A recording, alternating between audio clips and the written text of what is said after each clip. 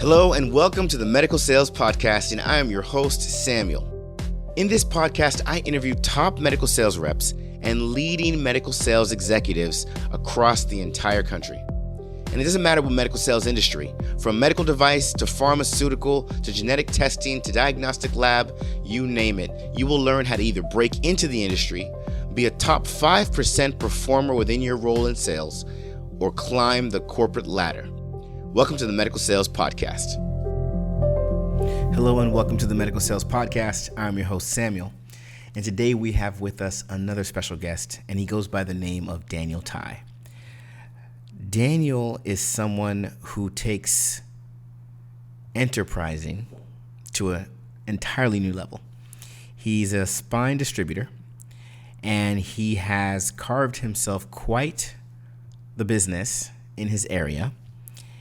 And when you learn about the ways he's been able to generate more business and be a more successful spine distributorship, it will do nothing but short of amaze you. But I am not going to give any of that away. I'm going to save it for the interview.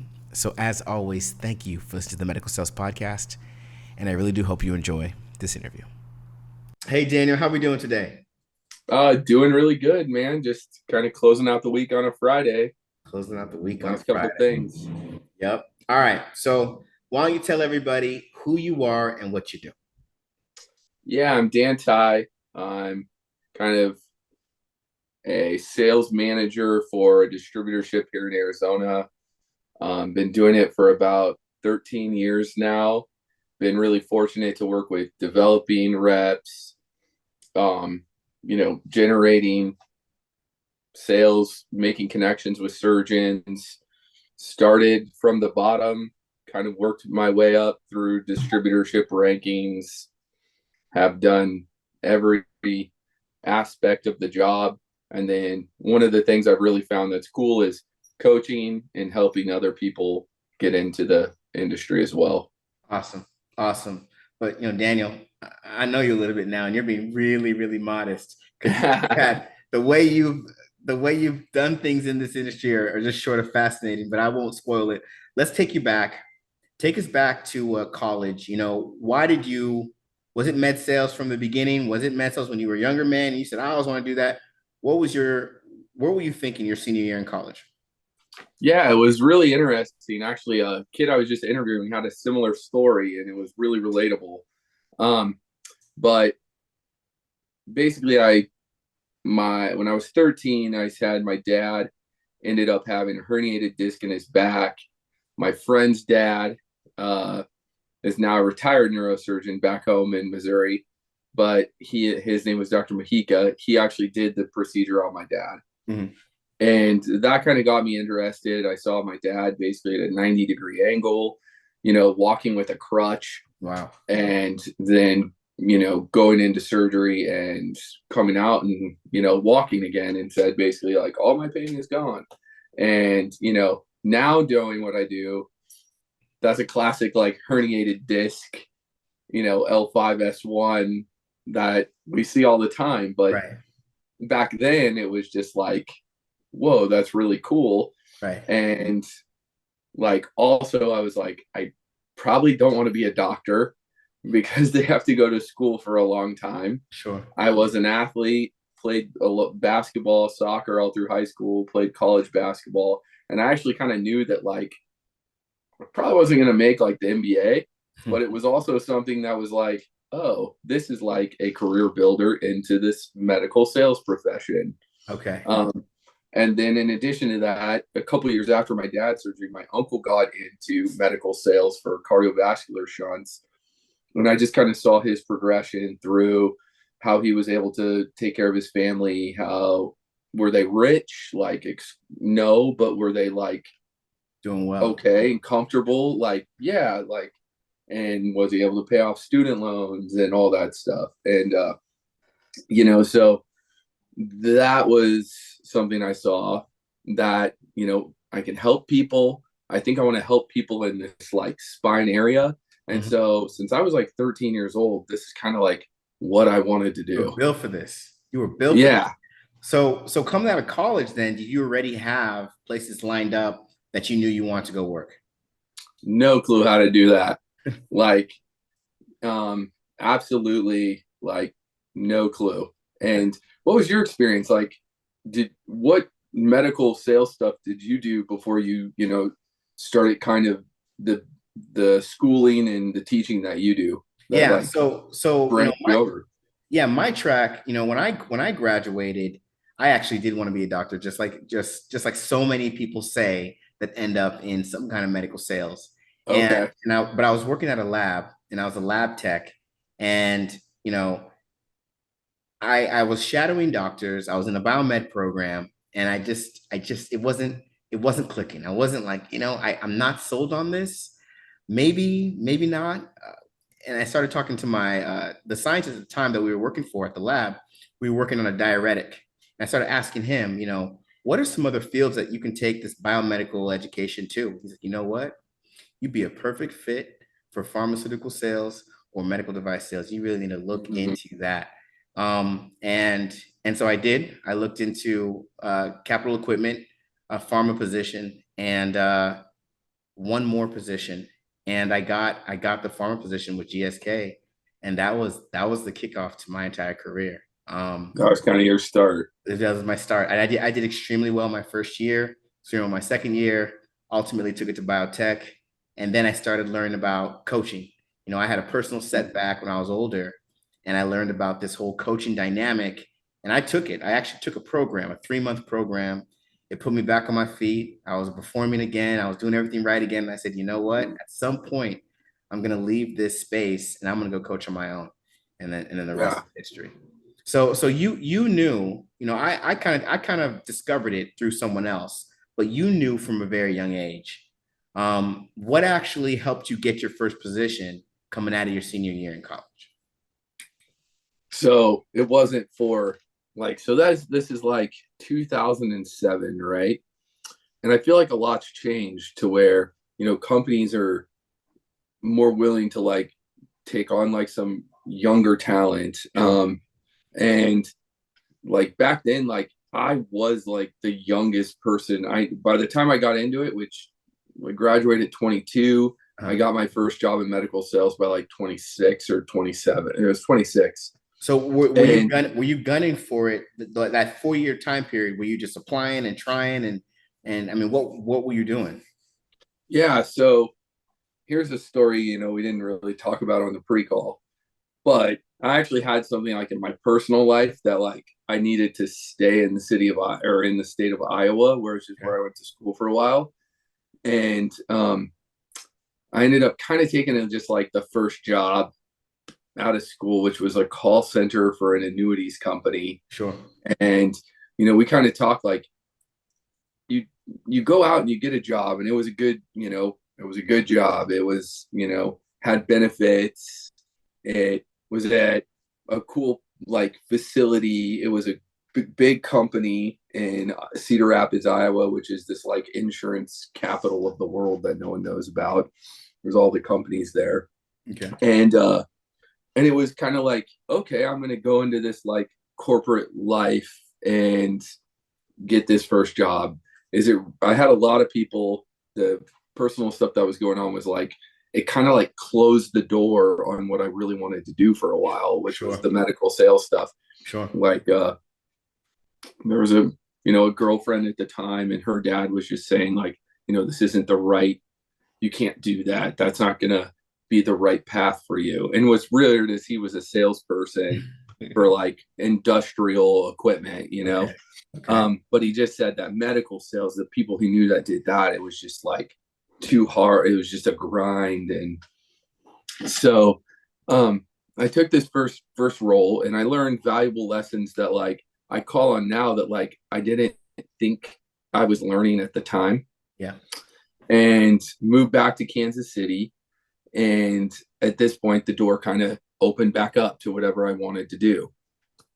So I ended up getting a few pharmaceutical, you know, interviews. And I didn't, at that time, just like a lot of people, pharmaceutical or medical sales, they don't Right. really like Right. quite know. Right. Like my uncle kind of had some guidance for me in that. Um, but I was just trying to get my foot in the door. So, I would take whatever interview I could. Ended up, the thing they went back to was like sales experience and playing college sports. I worked in the summer times, but it wasn't like I could do internships during school. I was still basically training the whole time, like living at the campus for the summers even. And so I didn't have that. Um, so I worked, so I kept getting kind of like to that last interview And you and wouldn't. just like Yeah, not yeah, getting yeah. it because there was someone else that just had that extra experience that like I didn't have. So wait, let me And let I me think it, before you yeah, continue, you know so much now. I mean, you are a seasoned vet in this space now. yeah, You know, we work with clients all the time where they don't have that sales experience, but we're able to help them communicate the value to the hiring managers to get them positions. yeah. Could you And that's say what's that so if you great. Like, could, could you say that if you went like, back now and you were in the same position with that without that sales experience, you now understand what to communicate and be able to get those jobs you couldn't get back then? yeah, I look at some of the resources that are out there for, you know, younger people that are interested into this like profession. And I knew about it at a young age. I knew other people like in my college, in my class that were like, yeah, that's kind of something I want to like look at doing. But there just wasn't this pathway. You kind of had to like Hard build knocks. it over a Yeah, course of years. I guess that was kind of like your like grad school. sure. But now with like programs that you guys offer through, the development that program that people can get through your team, Right. um, people can skip a lot of those steps. And you're so spoiled if you're trying to get into this now because there's actually competition in this space for, you know, you to reach that next level. Right. So, and I feel like, you're going for your accreditation and you'll probably have that pretty soon. So now there's even like this extra like major or kind of degree that you can get to put you in a really good place. Absolutely. Absolutely. Okay. So yeah, we didn't have that. So eventually, through a variety of jobs, kind of like leading to this working for a neurosurgery pharmaceutical company in kind of a inbound call center. Then eventually I got to a group called careerathletes.com that kind of like helped me. They put value on athletic experience, right? For Sure. things that you Sure. didn't have. Yeah. And they were good. They were also good coaches, but it wasn't like specific to medical device, right? It was anything. Anything you want You're from an engineer or whatever. They were just a typical recruiting firm. And they kind of guided me. I had one job that was like going to make like $125,000 a year.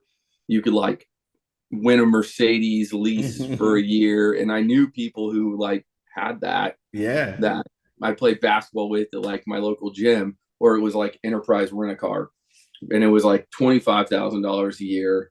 And but I had known like Enterprise, what's the other one? Paychecks, Yeah. ADP. ADP. Those are like good sales roles, and Enterprise was good. They actually kept all these metrics that you could pull back on when you went for interviews and things. And so eventually I rented a car at the Kansas City airport to a guy who had a spine distributorship in Arizona. And a little bit more detail than I told you was the guy who I rented the car to initially was not the guy who hired me.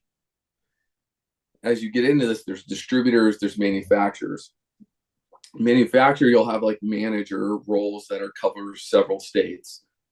The guy who I actually rented the car to was the manager for one of the companies that like my company now sells.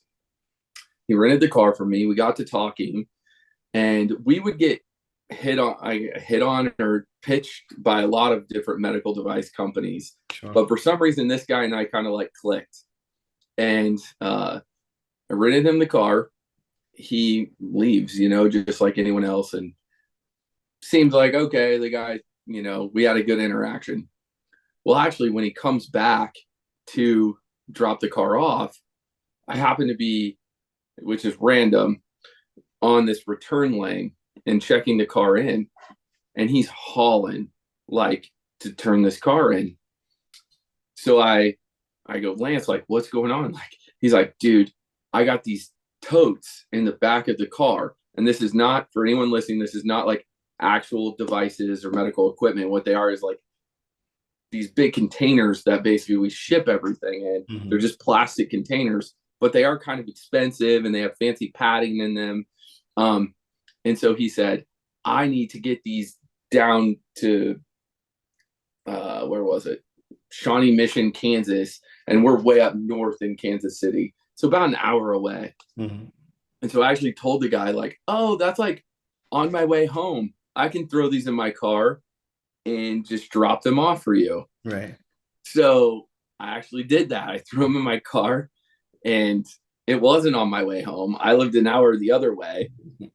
But he texts me and says, you know what? There's another guy flying out next week. You're going to meet with him, and I think he's going to want to hire you. That is awesome. So yeah, so you kind of created your opportunity right there. It's preparedness, and we'll talk about this again, but like preparedness meets luck, right, meets opportunity. Right. And you just kind of got to be ready, and whenever anything comes up. I love it. So let's fast forward to your role out there in Arizona, and how, give us some of those ways that you grew your territory. This is stuff that it was exciting to hear, and I want you to share it with everyone listening. So started with, like, I don't know, I just feel like I work hard. I'm around doctors who work really hard. Absolutely. Like, I mean, tons of hours that they put in, and lots of times we're there at the surgery and we're involved in it to some degree, but they're like doing it like physically. And these things are not like easy. They're pretty physically demanding skills. And so I had a doctor in Flagstaff named Don Hales who, gave me a chance. It was with a device that was pretty unique that came out. It was kind of a motion preserving spine implant. And I just thought to myself, like, okay, he likes it. I'm going to show like extreme loyalty to this guy, and I'm going to go do referral marketing for him. Mm-hmm. And at that time, there wasn't like a lot of medical device marketing online. What year was this? 2012. Okay. So I would drive just all over northern Arizona. It's really spread out, not to meet with surgeons who are going to put my product in, but to meet with referral doctors who were going to learn about this new technology that if, you're a patient and you go to a doctor and they don't do a certain device, that doctor might not just like educate you on it. Right. So they have that choice, they have that training on what they choose to do. But my goal was to just let people know this is out there, and this is the one guy. There was one guy that was doing it at that time. If there were more, I would have told them this doctor or this doctor. Right. But at this point, it was like, it was easy because it was one person doing it. Mm-hmm. And it was, I need to get as many patients that have this condition to him and see, and then he'll give it as an option. If they go to some other doctor, I already know those doctors aren't going to tell this person about this. And there was level 1 data, it was well studied, it was unique. And, people were scared of having a fusion, and the thing worked. Like, so that was kind of my first experience with, marketing and doing what I could do to try and like control the sales I was getting. Yeah. You can't go to a doctor's office 80 times in a month.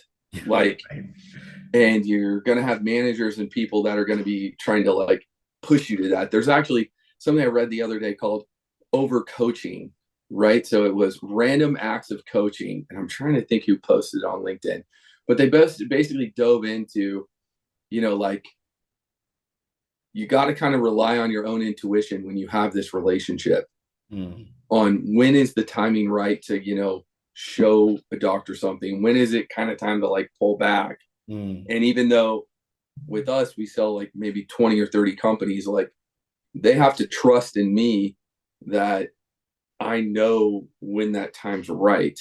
Right. Like I'm here, I'm in the room with the doctor. We've had conversations about, your device, but you kind of have to trust me. I'm not just going to set up meetings because I got this company or this company or this company wanting to do the same thing. Right. So this is kind of something for, reps once they get into the industry. Like you kind of have to use some of your own discretion if you're in that phase where you're at your first job and, you have a manager who's harping on you. Of course, you have to like do what they want you to do, but you also, if you're with a good coach, like I was really fortunate to have, they would understand the background, the situation, and not push me too hard to do something that was going to like rupture the relationship. Sure. Yeah. So that was kind of like the first type of marketing stuff I did that was just like bare bones, grassroots, Right. knock on doors. Wow. And did you do, I mean, in pharmaceutical, did you kind of have that going on?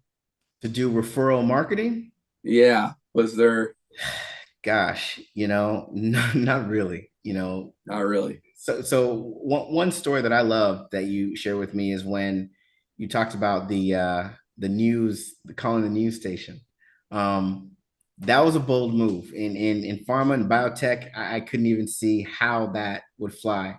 But in medical device, with the people that we've coached, something like that could work. But I want you to tell the story. What was going on there and what happened? So as a new doctor that I had started working with, and just I think that we're always I'm always looking for ways to just add value. And value can be different to every single doctor, right? And I want to kind of back up on something because I want to start first with it's not just this numbers game in this business, right? I think that there's a connection you need to make with your doctor in medical device where we are separated from the patients a lot. If you work for Abbott or Boston Scientific, where they do like dorsal column stimulators, those reps are pretty connected. They're taking phone calls from patients like directly a lot. We kind of like show up to a surgery, use a device that we've talked to a doctor about that we think is going to, work in the, really make the best informed decision in discussing that with them. They kind of trust the information we're giving them, as well as do their own research and, make the make that real decision on if it's going to be used. But we show up, we bring the equipment, we haul stuff around. It's really busy. It's go, go, go.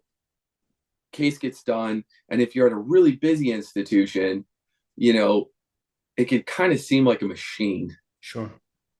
And I think that it's always important to try and get into clinic with the doctors if they'll let you. Some will, some won't, and one, make that connection to where like you see a person in clinic with the doctor, they choose, to use something maybe you sell or someone else sells, or even maybe it's a procedure that they don't need anything that we sell, right?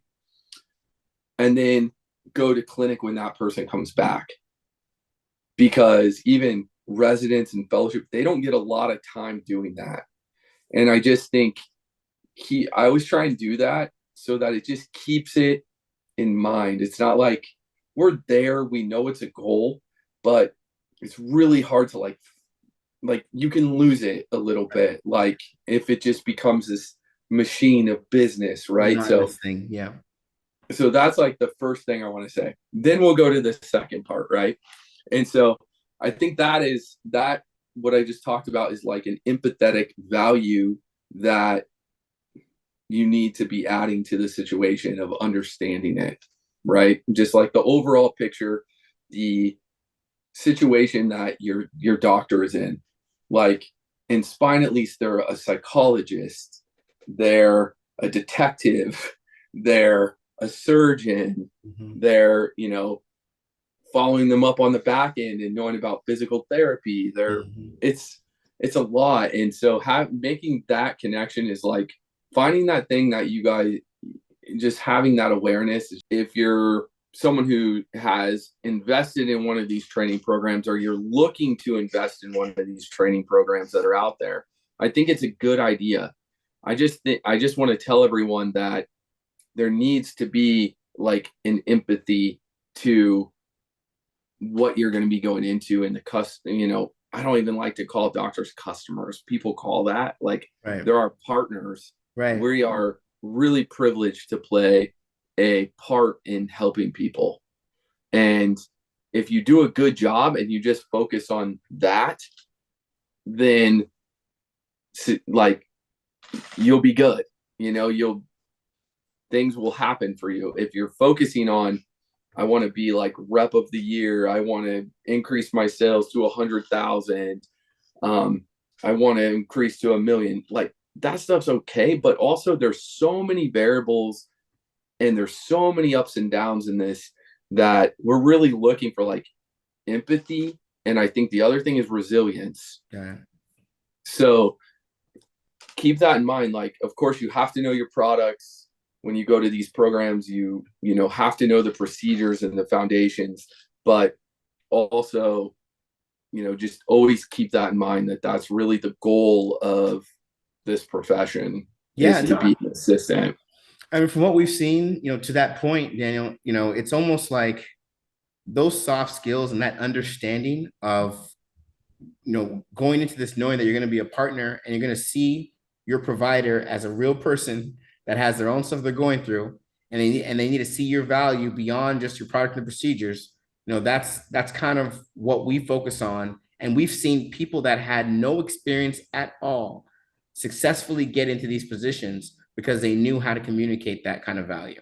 They knew how to see it from that lens. Totally. And I think that for those people, it's you're so lucky to have these programs now. And especially, but keeping that in mind, that, that's the end goal. But these programs really get you into some procedural stuff that, is just a skill that I had to beg and plead and grind to even get the opportunity for. These guys can really prepare you to be in an operating room right away. Where I did it, it was kind of like a trade. It was like you had to have someone that would take you on as an apprentice. And, so if you're look for something that's affordable and that you can, kind of have some control over with that. But back to kind of what Sam was, asking me to explain. I just wanted to make sure I got that point across at, in this podcast that we're doing, because that's just something that's really in my heart. I get it. But once you kind of have these connections and you're looking for value, one of the things that I think we can do is help if there is a surgeon who does find that, there's a young surgeon to a new area. It's really important to understand that the average run rate, I think, for jobs that a surgeon has in their first 10 years is 3. So they're probably going to have to live or move to 3 different cities. And that's because it's very competitive for them. Mm-hmm. And so when I meet a new doctor that's moved to town, there's reaching out to other reps where they worked at before. There's, calling your company and seeing if they used any of your products is some good background foundation. But I think something that's going to be appealing to all of them is, how can I help you get busy and retain, patients? Right. word of mouth is going to be the strongest. Happy customer, happy patients are going to be like the longevity that they ultimately have. But how do they get those first patients? How, when they're the young surgeon that's joining a well-established practice, are they able to get some of the good insurance paying customers versus having a senior surgeon kind of handpicking those from the top? Sure. And so one of the things I've always done is look for opportunities that are legal, which means you can't do something you can't pay, you can't incentivize. But one of the opportunities that came up was there happened to be a Laser Spine Institute, which was this big spine kind of marketing company that they did perform procedures. They told everyone they were using laser, but actually they weren't ever using a laser, or very little. They were just doing the regular spine procedures that everyone else was doing. Mm-hmm. And so other surgeons really, in your typical community, did not like the Laser Spine Institute because just for various reasons. So Laser Spine Institute actually went bankrupt, and it was kind of something within our community that we knew, but not a lot of people outside of, the spine community knew that this was happening. Sure. Even though it was a multi-million-dollar, I think it was even publicly traded company. So I actually had the thought to call the local news station and talk to them about the situation and tell them that, hey, there is a doctor who would like to talk and offer these people some help. Because basically they shut without any word on a Thursday, and they had 26 surgeries the next week. Wow. And they basically served the entire Southwest community. So there was a lot of people who traveled here who, they were here, right, and now their surgery's canceled, and who could help them? And so I actually connected one of my surgeons with them. They ended up bringing a camera crew to his office. He ended up going on the news and doing, an interview for that. And one, kudos for him that a lot of doctors, they want to get busy, but they don't put in the time and the effort necessarily to do it, or they don't know how, just right. We don't know how to get into medical sales college.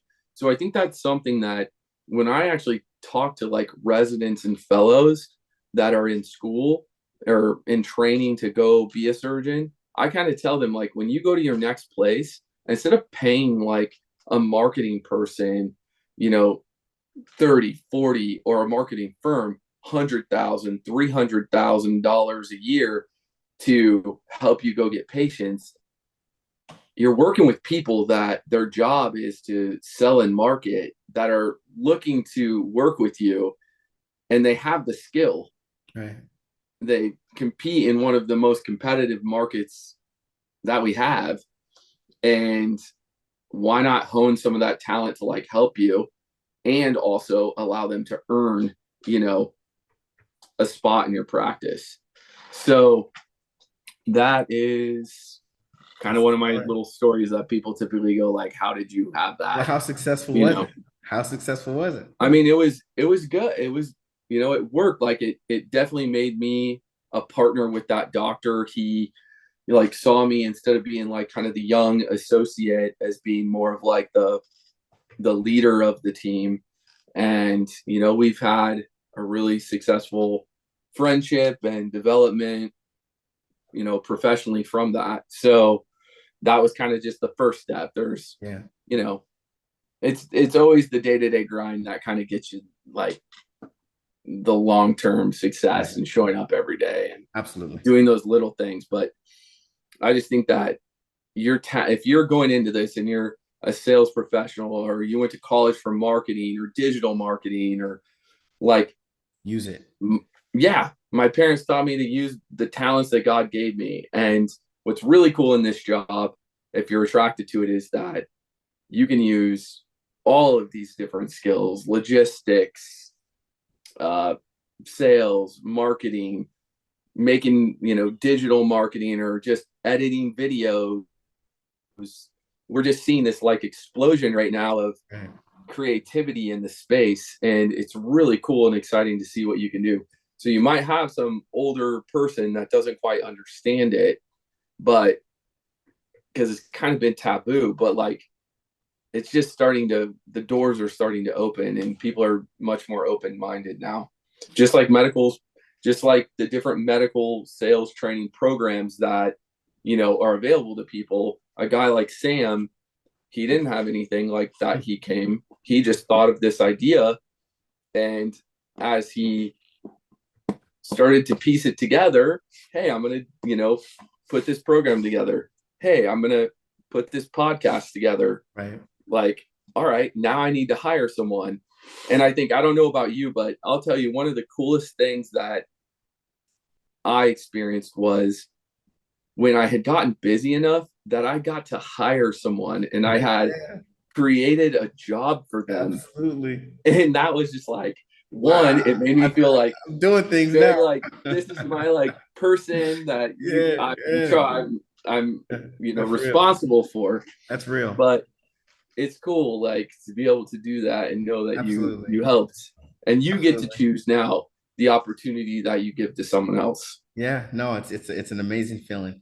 So talk to us a little bit about how working for a distributorship gives you a lot of liberties that you probably wouldn't have if you worked for an organization like Medtronic or Stryker or something like that.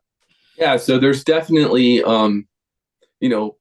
pros and cons of different routes. I think that what I saw even as a young rep was that it was like there were these really strong reps that I admired, and whether they were distributors or they were direct reps. Sure. But it always seemed to be like this flow of like, you get hired with the distributorship as kind of an associate, or a big company kind of as an associate entry level position. And lots of times, like, the people at the bottom, the associates, and even kind of the next level where you're like a territory manager, you kind of look at the other side and think like, oh, like the grass is greener on the other side, right? Right. So let's break that down. So, typically with a direct manufacturer, you're going to have a 401k, you're going to have a base salary.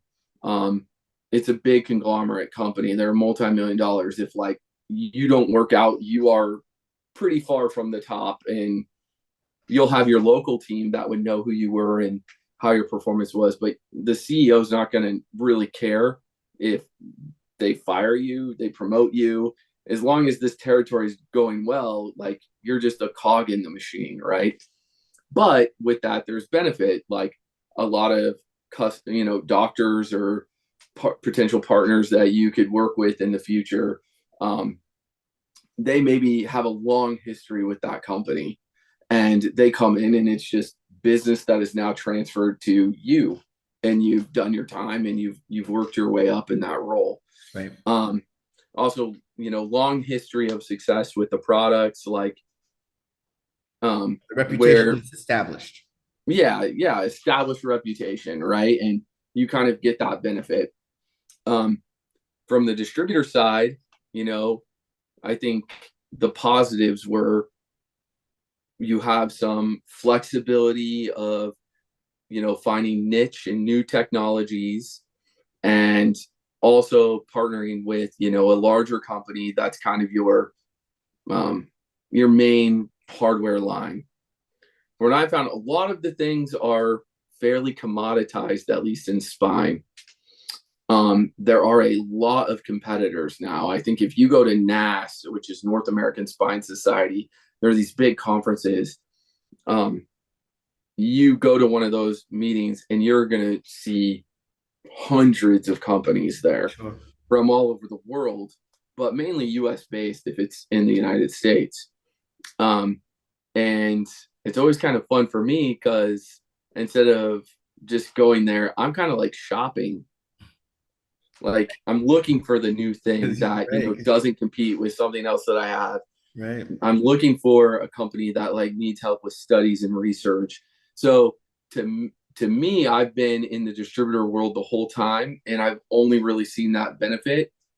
Um, the other thing I was really fortunate to work with was the manager who really took me to the next level was like Chris Benton, and he really supported me and gave a lot of coaching to me. And um, he was fortunate enough that like a lot of distributorships, you're a 1099 contractor, which means you're going to get paid. You're going to be responsible as an associate or a rep to, find your own health insurance, find your own 401k and investment programs. And that's kind of good once you like get established if you want to have the money to do that. But when you're a young person, starting off, it's nice to be able to have like a base salary and maybe a car allowance Right. and some expense reports and expenses paid for, to have health insurance covered by your company. So with our distributorship, the really nice thing is where our employees are W-2s, their 401ks, they have 401k ability to invest in with a match, and then we have expense reports for people, and we really function kind of as like a bigger company. And that's just, I was really lucky to grow into that. A lot of people that go to the distributor route don't, and that's kind of why they like go distributor route, gravitate towards a larger manufacturer company.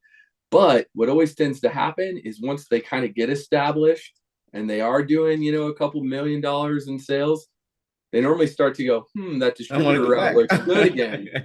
I want to get out of this. Yeah, I get it. I So get it. what we really provide with Xander Vision, which is our distributor, is that the people that are coming in, they're kind of getting that the benefit of the big company with those benefits and that help, and just being able to kind of like also have the benefits of the different products that they can sell.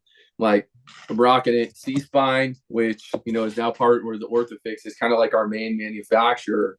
They've been really good to work with as a distributor, but we still have like some flexibility in what we're able to bring to the doctors. And I also feel like not one company can make all the best stuff, Sure. right? So if you have some flexibility within that, you're able to Enterprise continue to yourself. You help. can truly enterprise Yeah, yourself. I mean, yeah. that's what you've done. You've enterprised yourself, and now you're the envy of all of those direct reps that are at the top of the game. I don't know about that. I envy some of them still, but I just like helping people, find their way and Yeah, get into this, and direct them towards the different resources that are out there for them. that's awesome. That's awesome, Daniel. So, okay. So, Daniel, we have a number of different types of audience that listen to this podcast. We have people that want to get into the industry. We have people that are in the industry, and we have leaders of the industry. What would you like to tell each one of those groups? Let's start with people that want to get in. What's a golden nugget from your experience that you'd like to leave with that audience? Empathy and resilience are going to be your keys. Hey, it's short and sweet. I like that. And it's simple to understand.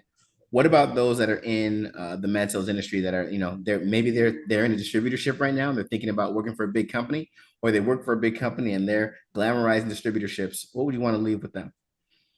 Do a self-evaluation of like what type of person you are, and just see, am I someone who can conform and fit into that mold of what these people are going to want me to be, or is there communication and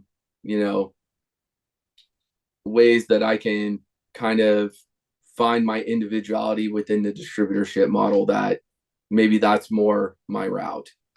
And I think for some people going to the direct company is great. Like Mhm. for me, I think that this was my place for being able to be creative, imaginative, continuously curious. I don't know, kind of those Kobe Bryant Mamba mentality I get it. quotes. I get it. And no,